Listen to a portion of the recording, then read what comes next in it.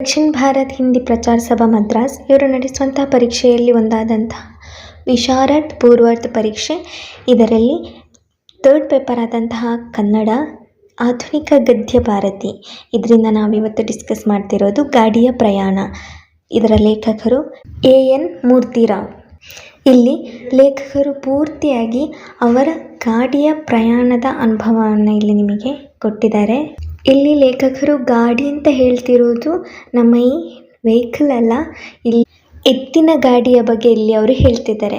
ಅದು ಯಾವ ರೀತಿ ಇರ್ತದೆ, ನೆಕ್ಸ್ಟ್ ಅದರಲ್ಲಿ ನಾವು ಪ್ರಯಾಣ ಮಾಡ್ತಿರ್ಬೇಕಿದ್ರೆ ಯಾವ ರೀತಿಯೆಲ್ಲ ಅನುಭವ ಆಗ್ತದೆ ಅಂತ ಇಲ್ಲಿ ನಿಮಗೆ ಹೇಳಿದ್ದಾರೆ.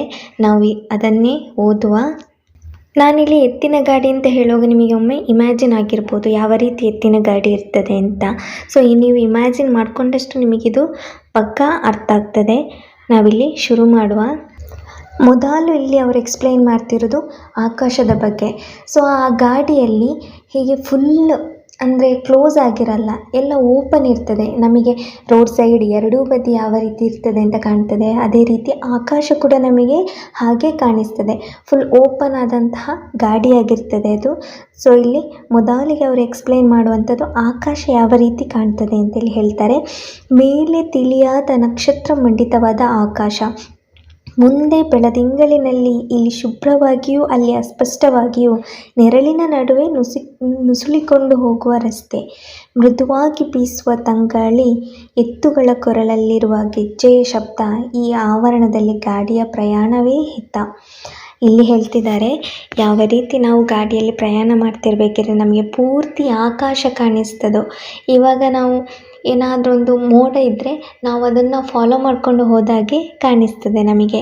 ಅದೇ ರೀತಿ ಪೂರ್ತಿ ಆಕಾಶ ನಮಗೆ ಚೆನ್ನಾಗಿ ಕಾಣಿಸ್ತದೆ. ಅದೇ ರೀತಿ ತಣ್ಣನೆ ಗಾಳಿ ಬೀಸುವಂತಹ ಗಾಳಿ. ನಾವು ಹೋಗುವಾಗ ಆ ಗಾಳಿ ಎಲ್ಲ ತಣ್ಣಗಿರುವಂತಹ ಗಾಳಿ ನಮಗೆ ಬೀಸ್ತದೆ. ಅದೇ ರೀತಿ ಆ ಎತ್ತಿನ ಗಾಡಿಯ ನೆರಳನ್ನು ನಾವು ನುಸುಳಿಕೊಂಡು ಹೋಗುವಾಗೆ ಕೂಡ ನಮಗೆ ಕಾಣಿಸ್ತದೆ. ಅದೇ ರೀತಿ ಗಿಡ ಮರಗಳು ಪ್ರತಿಯೊಂದು ಕೂಡ ಕ್ಲಿಯರ್ ಆಗಿ ಕಾಣಿಸ್ತದೆ. ಇವಾಗ ನಾವು ಬಸ್ ತಗೊಳ್ಬೋದು. ಬಸ್ಸಲ್ಲಿ ತಗೊಂಡ್ರೆ ನಾವು ಒಂದು ಸೈಡ್ ಕೂತ್ರೆ ಒಂದು ಸೈಡ್ ಮಾತ್ರ ನಮಗೆ ಕಾಣಿಸ್ತದೆ, ಫುಲ್ ಕಾಣಿಸಲ್ಲ. ಮತ್ತು ಆಕಾಶ ಕೂಡ ನಮಗೆ ಕಾಣಿಸೋದಿಲ್ಲ. ಆದರೆ ಇಲ್ಲಿ ಲೇಖಕರು ಹೇಳ್ತಿದ್ದಾರೆ ನಮಗೆ ಎತ್ತಿನ ಗಾಡಿಯ ಪ್ರಯಾಣವೇ ಒಂದು ಹಿತ, ಸುಖಕರವಾದಂತಹ ಒಂದು ಅನುಭವ ಅಂತ ಇಲ್ಲಿ ಹೇಳ್ತಿದ್ದಾರೆ. ಲೇಖಕರಿಗೆ ಇಲ್ಲಿ ಎತ್ತಿನ ಗಾಡಿಯ ಪ್ರಯಾಣ ತುಂಬ ಇಷ್ಟ ಆಗಿದೆ. ಇಲ್ಲಿ ಪುನಃ ಹೇಳ್ತಿದ್ದಾರೆ ರೈಲು ಪ್ರಯಾಣ ಎಲ್ಲ ಏನು ಕೆಲವು ಜಿಗುಪ್ಸೆ ತಂದುಕೊಳ್ತದೆ, ಯಾಕಂದರೆ ನಮಗೆ ಪೂರ್ತಿಯಾಗಿ ಆಕಾಶ ಎಲ್ಲ ಕಾಣೋದಿಲ್ಲ. ಅದಕ್ಕೋಸ್ಕರ ಲೇಖಕರಿಗೆ ಅಷ್ಟು ಇಷ್ಟ ಆಗೋದಿಲ್ಲ. ನೇಚರ್ ಅಂದರೆ ಯಾರಿಗೆ ಇಷ್ಟನೋ ಅವರಿಗೆ ಎತ್ತಿನ ಗಾಡಿಯೇ ಒಂದು ರೀತಿ ಸುಖವನ್ನು ಕೊಡ್ತದೆ ಅಂತೇಳಿ ಲೇಖಕರು ಹೇಳ್ತಾರೆ.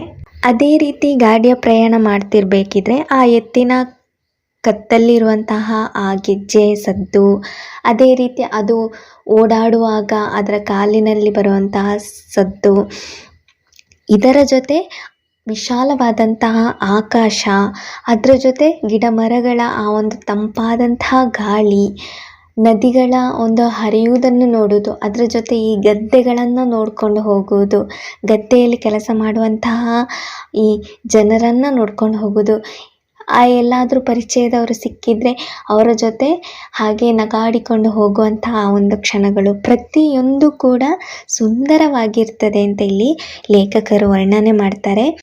ಅದರ ಜೊತೆ ಆ ಎತ್ತುಗಳಿಗೆ ಕಟ್ಟಿರುವಂತಹ ಬಣ್ಣ ಬಣ್ಣದ ಕಾಗದ ಆಗಿರ್ಬೋದು, ಅಥವಾ ಅದರ ಕೊಂಬಿಗೆ ಕಟ್ಟಿದಂತಹ ಆ ಬಣ್ಣ ಬಣ್ಣದ ಕಾಗದಗಳು, ಗಾಳಿಗೆ ಅದು ಹಾರುವ ನೋಟ, ಅದರ ಜೊತೆ ಅದನ್ನು ಓಡಿಸಲಿಕ್ಕೆ ಒಬ್ಬ ಸಾರಥಿ, ಆ ಸಾರಥಿಯ ತಲೆಯಲ್ಲಿ ಒಂದು ಪೇಟ, ಕೈಯಲ್ಲಿ ಒಂದು ಕೋಲು, ಪ್ರತಿಯೊಂದನ್ನು ಹೀಗೆ ವರ್ಣನೆ ಮಾಡ್ತಿದ್ದಾರೆ ಲೇಖಕರು.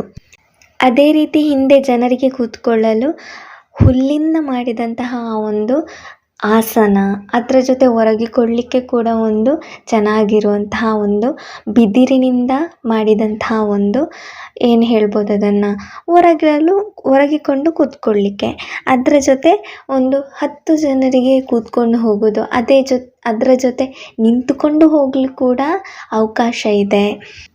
ಮಳೆ ಸಮಯದಲ್ಲಿ ಬಿದಿರಿನ ತಟ್ಟಿ ಥರ ಒಂದು ಕಟ್ಟಿರ್ತಾರೆ, ಅದು ಕೂಡ ಏನು ಒಂದು ಖುಷಿಯನ್ನು ನೀಡ್ತದೆ ಅಂತ ಇಲ್ಲಿ ಲೇಖಕರು ಹೇಳ್ತಿದ್ದಾರೆ.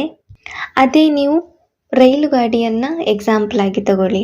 ಅದರಲ್ಲಿ ಅದೇ ಸೀಟು, ಅದೇ ವಿಂಡೋ ಸೈಡ್, ಅದೇ ರೈಲು ಉದ್ದಕ್ಕಿರುವಂಥದ್ದು, ಅದೇ ಟ್ರ್ಯಾಕಲ್ಲಿ ಆ ರೈಲು ಹೋಗುವಂಥದ್ದು. ಆದರೆ ಈ ಎತ್ತಿನ ಗಾಡಿಯಲ್ಲಿ ಹೋಗುವಾಗ ಸ್ವಲ್ಪ ಸಮಯ ನಮಗೆ ಗದ್ದೆ ಸಿಕ್ಕಿದರೆ ಇನ್ನು ಸ್ವಲ್ಪ ಸಮಯ ದನ, ಕರು, ಜನರು ನೋಡಲಿಕ್ಕೆ ಸಿಗ್ತಾರೆ. ಅದರ ನಂತರ ಸ್ವಲ್ಪ ತೋಟ ಕಾಣಿಸ್ತದೆ, ಅದರ ಸ್ವಲ್ಪ ಕೆಲವು ಮನೆಗಳು ಕಾಣಿಸ್ತದೆ. ಇದೇ ರೀತಿ ನಮಗೆ ಸುಂದರವಾದಂತಹ ದೃಶ್ಯಗಳು ಕೂಡ ಕಾಣಸಿಗ್ತದೆ. ಆದರೆ ಇಂತಹ ಸುಖಕರವಾದಂತಹ ಪ್ರಯಾಣ ನಮಗೆ ರೈಲು ಗಾಡಿಗಳಲ್ಲಿ ಅಥವಾ ಮೋಟಾರು ಗಾಡಿಗಳಲ್ಲಿ ಸಿಗುವುದಿಲ್ಲ ಅಂತ ಇಲ್ಲಿ ಲೇಖಕರು ತಮ್ಮ ಅಭಿಪ್ರಾಯವನ್ನು ವ್ಯಕ್ತಪಡಿಸ್ತಿದ್ದಾರೆ. ಅದರಲ್ಲೂ ರಾತ್ರಿಯ ಪ್ರಯಾಣ ಅಂತೂ ಇನ್ನೂ ಒಳ್ಳೆ ಮಜಾ ಕೊಡ್ತದೆ ಅಂತ ಇಲ್ಲಿ ಲೇಖಕರು ಹೇಳ್ತಾರೆ. ಅಂದರೆ ಈ ಬೆಳದಿಂಗಳಿನ ಆ ಒಂದು ಬೆಳಕಲ್ಲಿ ಪ್ರಯಾಣ ಮಾಡುವುದೆಂದರೆ ತುಂಬ ಒಂದು ಖುಷಿ ಕೊಡುವಂತಹ ಕ್ಷಣ ಅಂತ ಇಲ್ಲಿ ಲೇಖಕರು ಹೇಳ್ತಾರೆ. ಅಂದರೆ ಇವಾಗ ನಮಗೆ ಚಂದ್ರ ಕಾಣಿಸ್ತಾನೆ. ಸೊ ಆ ಚಂದ್ರ ನಾವು ಹೇಗೆ ಹೋಗ್ತಾ ಇರ್ತೇವೋ ಚಂದ್ರ ಕೂಡ ನಮ್ಮನ್ನು ಫಾಲೋ ಮಾಡಿದಾಗೆ ನಮಗೆ ಕಾಣಿಸ್ತದೆ. ಮಕ್ಕಳಿಗಂತೂ ಇಂತಹ ಒಂದು ಸನ್ನಿವೇಶಗಳು ತುಂಬ ಒಂದು ಒಳ್ಳೆಯ ಖುಷಿಯನ್ನು ಕೊಡುವಂತಹ ಕ್ಷಣ ಆಗಿರ್ತದೆ. ಹಾಗಾಗಿ ಇಲ್ಲಿ ಲೇಖಕರು ಮಕ್ಕಳಿಂದ ಹಿಡಿದು ಏಜ್ ಆದವರ ತನಕ ಕೂಡ ಈ ಗಾಡಿಯ ಪ್ರಯಾಣವನ್ನು ಚೆನ್ನಾಗಿ ಅನುಭವಿಸಿಕೊಂಡು ಹೋಗ್ತಾರೆ, ಖುಷಿಯಿಂದ ಹೋಗ್ತಾರೆ ಅಂತ ಇಲ್ಲಿ ಲೇಖಕರು ವರ್ಣಿಸಿದ್ದಾರೆ. ಹಾಗೆ ಈ ರೈಲಿನ ಪ್ರಯಾಣವನ್ನು ನಾವು ತಗೊಂಡ್ರೆ ಇಲ್ಲಿ ಟಿಕೆಟ್ ಕೊಡಬೇಕು, ಟಿಕೆಟ್ ನಾವು ಮೊದಲೇ ತಗೊಂಡಿರಬೇಕು. ಇಂತಹ ಒಂದು ಸಮಸ್ಯೆಗಳು. ಇನ್ ಕೇಸ್ ಟಿಕೆಟ್ ಎಲ್ಲಾದರೂ ಕಾಣೆ ಆದರೆ ನಮಗೆ ಅಲ್ಲಿ ಪ್ರಯಾಣ ಮಾಡಲಿಕ್ಕೆ ಅವಕಾಶ ಇಲ್ಲ. ಆದರೆ ಈ ಗಾಡಿನ ಪ್ರಯಾಣದಲ್ಲಿ ಇಂತಹ ಯಾವುದೇ ಟಿಕೆಟ್ಗಳು ಇರುವುದಿಲ್ಲ. ನಾವು ಎಲ್ಲಿಗೆ ಹೋಗಬೇಕು ಅಲ್ಲಿ ತನಕ ಆರಾಮ್ಸೆ ಕೂತ್ಕೊಂಡು ಯಾವುದೇ ಟೆನ್ಷನ್ ಇಲ್ಲದೆ ಕೂತ್ಕೊಂಡು ಹೋಗ್ಬೋದು. ಇಳಿಯುವಾಗ ಆ ಸಾರಥಿ ಜೊತೆ ಹಣವನ್ನು ಕೊಟ್ಟರೆ ಸಾಕು. ಸೊ ಇಂಥ ಒಂದು ಸಮಸ್ಯೆಗಳು ಕೂಡ ಈ ಗಾಡಿಯ ಪ್ರಯಾಣದಲ್ಲಿ ಇರುವುದಿಲ್ಲ. ನಾವು ರೈಲು ಗಾಡಿ ಅಥವಾ ಈ ಬಸ್ಸನ್ನೆಲ್ಲ ನಾವು ಎಕ್ಸಾಂಪಲ್ ಆಗಿ ತಗೊಳ್ಳೋದಿದ್ರೆ ಇದರಲ್ಲಿ ಟೈಮಿಂಗ್ಸ್ ಇರ್ತದೆ. ಬಟ್ ಈ ಎತ್ತಿನ ಗಾಡಿಯಲ್ಲಿ ಆ ಥರ ಯಾವುದೇ ಟೈಮಿಂಗ್ಸ್ ಕೂಡ ಇರೋದಿಲ್ಲ. ಈ ರೈಲು ಗಾಡಿಗಳಲ್ಲೆಲ್ಲ ಟೈಮಿಂಗ್ಸ್ ಈಗ 5 ಮಿನಿಟ್ಸ್ ಕೊಟ್ಟರೆ 5 ಮಿನಿಟ್ಸ್ ಆದ ನಂತರ ನಾವೆಲ್ಲಾದರೂ ಊಟ ಮಾಡಿಕೊಂಡು ಕೂತ್ರೆ ಹಾಗೆ ನಮ್ಮನ್ನು ಬಿಟ್ಟು ಹೋಗ್ತದೆ. ಆದರೆ ಈ ಎತ್ತಿನ ಗಾಡಿ ನಾವು ಊಟ ಮಾಡಿ ಬರುವ ತನಕ ಕೂಡ ಕಾದ್ಕೊಂಡಿರ್ತದೆ. ಟಿಕೆಟಿನ ಜಂಜಾಟ ಇರೋದಿಲ್ಲ, ಹಾಗೆ ಟೈಮಿಂಗ್ಸ್ ಇದು ಕೂಡ ಜಂಜಾಟ ಇರೋದಿಲ್ಲ. ಇದರ ಜೊತೆ ಆ ಗಾಡಿಯಲ್ಲಿ ರೇಡಿಯೋ ಇದ್ದರಂತೂ ಹೇಳೋದೇ ಬೇಡ. ಆ ಹಾಡನ್ನು ಕೇಳುತ್ತಾ ಆ ಹಳ್ಳಿಗಳಲ್ಲಿ ಸಾಗುವುದೇ ಒಂದು ಸುಂದರವಾದಂತಹ ಕ್ಷಣ ಅಂತ ಇಲ್ಲಿ ಲೇಖಕರು ಹೇಳ್ತಾರೆ. ಆ ಗಾಡಿಯಲ್ಲಿ 10 ಜನ ಕೂತ್ಕೊಂಡಿದ್ರಂತೂ ಹೇಳೋದೇ ಬೇಡ. ಪರಿಚಯ ಇಲ್ಲದವರು ಕೂಡ ಚೆನ್ನಾಗಿ ಮಾತಾಡಿಸಿಕೊಂಡು ಹೋಗ್ತಾರೆ. ನಾವು ಒಂದೇ ಮನೆಯವರ ಹಾಗೆ ಒಂದೇ ಗಾಡಿಯಲ್ಲಿ ಕೂತ್ಕೊಂಡು ಹೋಗ್ತೇವೆ. ಅದು ಒಬ್ಬರ ಮುಖ ಒಬ್ಬರು ನೋಡಿಕೊಂಡು. ಆದರೆ ಈ ಗಾಡಿಯಲ್ಲಿ ಒಂದು ಸೀಟಲ್ಲಿ ಒಬ್ಬರು, ಇನ್ನೊಂದು ಸೀಟಲ್ಲಿ ಒಬ್ಬರು ಅಷ್ಟೇ, ಇಬ್ಬರು ಮಾತ್ರ ಒಂದು ಕಡೆ ಕೂತ್ಕೊಳ್ಳಿಕ್ಕಾಗೋದು. ಇನ್ನು ಬಾಕಿ ಉಳಿದವರು ಬೇರೆ ಬೇರೆ ಬೋಗಿಯಲ್ಲಿ ಕುಳಿತುಕೊಳ್ತಾರೆ. ಆದರೆ ಈ ಗಾಡಿಯಲ್ಲಿ ಹಾಗಲ್ಲ. ಈ ಗಾಡಿಯ ಪ್ರಯಾಣದಲ್ಲಿ ಎಲ್ಲರ ಮುಖವನ್ನು ಎಲ್ಲರೂ ನೋಡುವ ಹಾಗೆ ಸಿಗ್ತಾರೆ. ಎದುರು ಬದುರು ಕೂತ್ಕೊಳ್ಳುವಂಥದ್ದು. ಆ ಮಕ್ಕಳ ತುಂಟಾಟ, ಆ ಮಗುವಿನ ಆ ಕಿರುನಗೆ, ದೊಡ್ಡವರ ಆ ಒಂದು ಕೆಲವು ಮಾತುಗಳು, ಒಳ್ಳೆಯ ಮಾತುಗಳು, ಹಾಗೆ ಸಣ್ಣವರ ಆ ಒಂದು ತುಂಟಾಟ, ಪ್ರತಿಯೊಂದು ಕೂಡ ಇಲ್ಲಿ ನಿಮಗೆ ನೋಡಲಿಕ್ಕೆ ಸಿಗ್ತದೆ. ಹೀಗೆ ಬೆಳಗ್ಗೆನಿಂದ ಸಂಜೆಯ ತನಕ ನಮ್ಮ ಪ್ರಯಾಣ ತುಂಬ ಖುಷಿಯಲ್ಲಿ ಸಾಗುತ್ತದೆ. ಆದರೆ ರಾತ್ರಿ ಆಯಿತು ಅಂದರೆ ನಮಗೆ ಅನ್ನಿಸ್ತದೆ ರೈಲಿನ ಪ್ರಯಾಣವೇ ತುಂಬ ಒಳ್ಳೆಯದು ಅಂತ. ಯಾಕಂದರೆ ರೈಲಿನಲ್ಲಿ ಅಂದರೆ ರಾತ್ರಿಯ ಸಮಯ ಒಮ್ಮೆಗೆ ಸ್ಪೀಡಾಗಿ ಹೋಗಿ ನಾವು ತಲುಪಿಬಿಡ್ತೇವೆ. ಆದರೆ ಗಾಡಿಯ ಪ್ರಯಾಣ ಹಾಗಲ್ಲ, ತುಂಬ ಭಯಾನಕವಾದಂತಹ ಒಂದು ಪ್ರಯಾಣ ರಾತ್ರಿಯ ಸಮಯದಲ್ಲಿ. ಈ ಕಳ್ಳರ ಕಾಟ, ಅದೇ ರೀತಿ ದೆವ್ವಗಳ ಕಾಟ, ಹಾಗೆ ಜಡೆಮುನಿಗಳ ಕಾಟ, ಹೀಗೆ ಇಂತಹ ಒಂದು ಭಯಾನಕ ದೃಶ್ಯವನ್ನು ದಾಟಿ ನಾವು ಹೊರಡಬೇಕಿತ್ತು.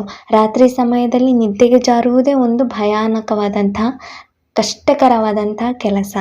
ರಾತ್ರಿ ಎಲ್ಲಾದರೂ ನಾವು ಮಲಗಿದರೆ ಬೆಳಿಗ್ಗೆ ಆಗುವ ನಮ್ಮ ಜೊತೆ ಇದ್ದಂತಹ ಸಾಮಾನುಗಳು ಇರುವುದಿಲ್ಲ, ಅಥವಾ ನಮ್ಮ ಕತ್ತನ್ನು ಯಾರೋ ಕಡಿದು ಹೋಗುತ್ತಾರೆ ಅನ್ನೋ ಭಯ. ರಾತ್ರಿಯ ಸಮಯ ಒಂದು ಬಿಟ್ಟರೆ ಈ ಹಗಲಿನ ದೃಶ್ಯ ಮಾತ್ರ ನಮಗೆ ತುಂಬ ಸುಂದರವಾಗಿ ಕಾಣುತ್ತದೆ. ಹಾಗಾಗಿ ಇಲ್ಲಿ ಲೇಖಕರು ತಮ್ಮ ಗಾಡಿಯ ಪ್ರಯಾಣದ ಅನುಭವವನ್ನು ಇಲ್ಲಿ ಹೇಳಿದ್ದಾರೆ. ತುಂಬ ಒಳ್ಳೆಯ ಅನುಭವ. ಸೊ ನಾವು ಕೂಡ ಅವರು ಹೇಳುವಾಗ ಅದನ್ನು ನಾವು ಓದ್ತಿರ್ಬೇಕಿದ್ರೆ ನಾವು ಗಾಡಿಯಲ್ಲಿ ಹೋದ ಹಾಗೆ ಫೀಲ್ ಆಗ್ತಿತ್ತು. ಸೊ ನಿಮಗೂ ಕೂಡ ಆ ಥರ ಫೀಲ್ ಆದರೆ ಆರಾಮ್ಸೆ ನೀವು ಎಕ್ಸಾಮನ್ನು ಬರಿಬೋದು. ತುಂಬ ಈಸಿಯಾಗಿದೆ ಇದನ್ನು. ಸೊ ಇದನ್ನು ನೀವು ಈಸಿಯಾಗಿ ಬರಿಬೋದು. ನಿಮಗಿದು ಅರ್ಥ ಆಯಿತು ಅಂತ ಅಂದ್ಕೊಂಡಿದ್ದೇನೆ.